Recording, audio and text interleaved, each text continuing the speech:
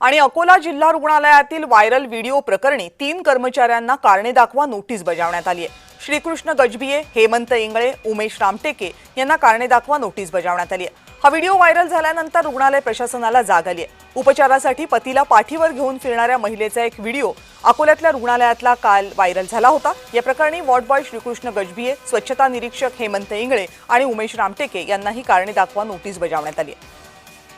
या संदर्भात आणखी माहिती देतात माझ्या सहकारी वर्षा मोरे। वर्षा, काय अपडेट आहे रुग्णालयातून या संपूर्ण प्रकरणासंदर्भात, व्हिडिओ संदर्भात?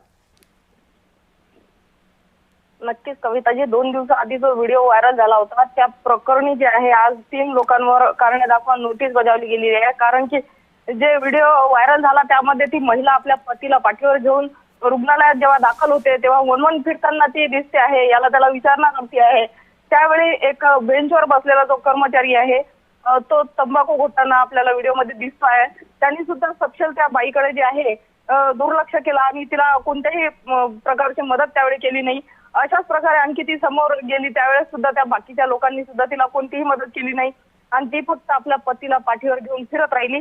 त्यानंतर जो आहे तो व्हिडिओ बाहेर आल्यानंतर ज्या वेगवेगळ्या प्रकारच्या संतापाची लाट जेव्हा पसरली, नेटकरी सुद्धा वेगवेगळ्या प्रकारच्या त्यांना संताप व्यक्त करत होते आणि त्या व्हिडिओच्या नंतर जे आहे आमदार नितीन देशमुख असो किंवा बच्चू कडू असो यांनी या संपूर्ण प्रशासनाला जेव्हा धारेवर धरलं त्यावेळेस तिथे बैठक झाली।